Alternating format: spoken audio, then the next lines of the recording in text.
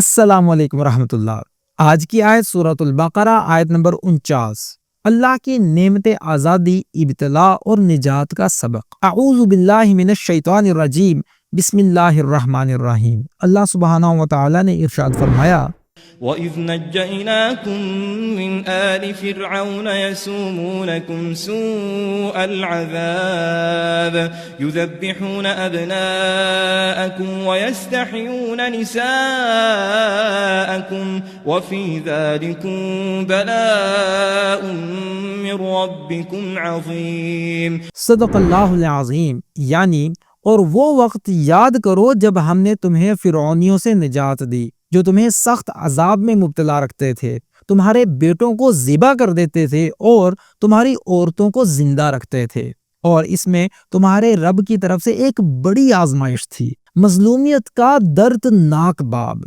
بنی اسرائیل پر ظلم کی انتہا کر دی گئی تھی۔ بیٹوں کو قتل کیا جاتا تھا تاکہ نسل ختم ہو، بیٹیوں کو زندہ چھوڑا جاتا تھا ذلت و رسوائی کے لیے۔ نجات کا عظیم انعام۔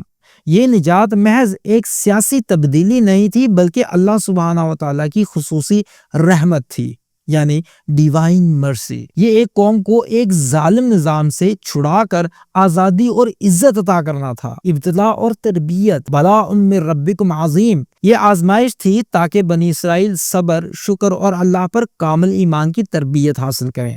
آزمائش کے بغیر کسی امت کا کردار نہیں بنتا۔ مصائب تزکیہ نفس اور ایمان کا ذریعہ بنتے ہیں۔ اللہ سبحانہ و تعالیٰ کی نعمتوں کو یاد رکھنا فرض ہے۔ بنی اسرائیل کو یاد دلایا جا رہا ہے، تمہاری تاریخ محض غلامی اور عذاب نہیں ہے بلکہ اللہ سبحانہ و تعالیٰ کی بار بار کی مدد کا زندہ ثبوت بھی ہے۔